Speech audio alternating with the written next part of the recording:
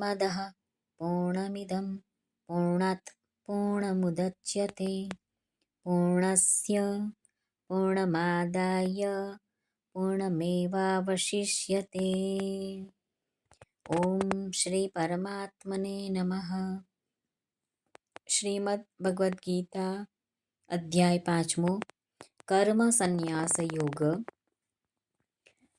શ્રી ભગવાન અર્જુનને કહે છે કે કર્મયોગ અને સાંખ્યયોગ એ બેમાંથી કર્મયોગ શ્રેષ્ઠ છે.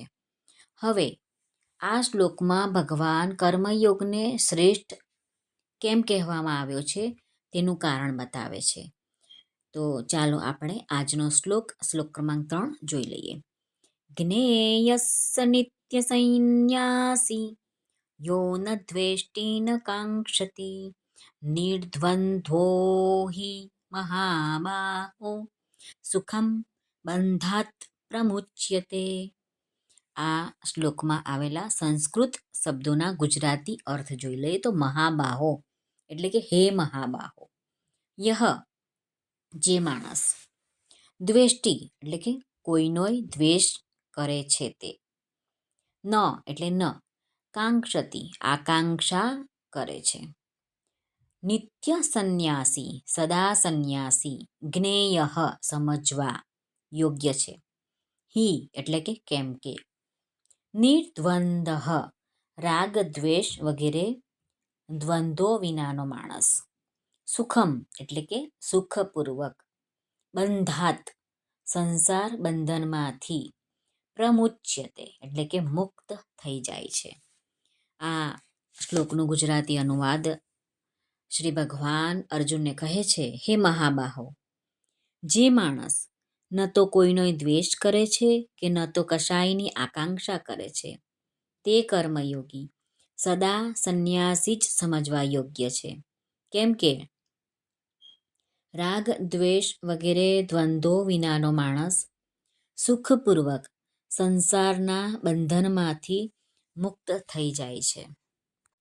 શ્રી ભગવાન કહે છે કે કર્મયોગી તે હોય છે જે કોઈ પણ પ્રાણી, પદાર્થ, પરિસ્થિતિ, સિદ્ધાંત વગેરેથી દ્વેષ નથી કરતો. કર્મયોગીનું કામ છે બધાની સેવા કરવી, સૌને સુખ પહોંચાડવું. જો તેનો કોઈની પણ સાથે થોડોક પણ દ્વેષ હશે તો તેના દ્વારા થયેલા કર્મયોગનું આચરણ પૂરેપૂરું નહીં થઈ શકે. આથી જેની સાથે થોડો પણ દ્વેષ હોય તેની સેવા કર્મયોગીએ પહેલી જ કરવી જોઈએ. કર્મયોગમાં કામનાનો ત્યાગ મુખ્ય છે. કર્મયોગી કોઈ પણ પ્રાણી, પદાર્થ, પરિસ્થિતિ વગેરેની કામના નથી કરતો. કામનાનો ત્યાગ અને બીજાના હિતમાં પરસ્પર ઘનિષ્ઠ સંબંધ છે. નિષ્કામ ભાવે બીજાનું હિત કરવા માટે જો આપણે કોઈ પણ કાર્ય કરીશું તો એ કર્મને કર્મયોગમાં સમાવેશ કરવામાં આવે છે. અર્જુનને યુદ્ધ નહીં કરીને ભિક્ષા માંગીને જીવન નિર્વાહ કરવાની ઈચ્છા પ્રગટ કરી. ગુરુજનોને નહીં મારીને સંન્યાસ લેવો એ જ શ્રેષ્ઠ છે એમ ભગવાનને કહે છે.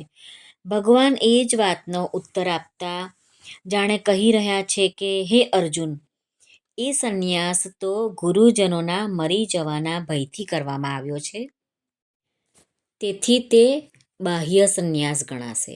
પરંતુ કર્મયોગનો સંન્યાસ રાગ દ્વેષના ત્યાગથી થવાવાળો નિત્ય સંન્યાસ આંતરિક તેમજ સાચો સંન્યાસ છે.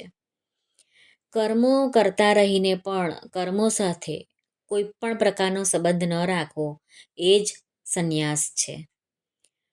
કર્મો સાથે કોઈ પણ પ્રકારનો સંબંધ ન રાખવાવાળાને કર્મોનું ફળ કદી પણ અવસ્થામાં કિંચિત માત્ર પણ મળતું નથી. એટલે કે એ બધા જ બંધનોથી મુક્ત થઈ જાય છે. સંસારમાં મૂંઝવણના બે જ કારણો છે, રાગ અને દ્વેષ. જેટલા પણ સાધનો છે તે બધા જ રાગ દ્વેષને દૂર કરવાને માટે જ છે.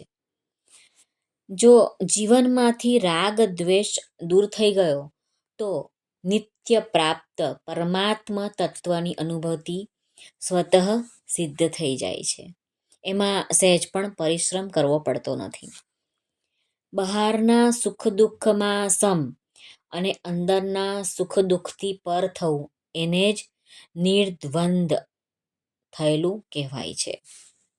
અને એ જ મનુષ્ય પરમાત્મા તત્વને પામી જાય છે.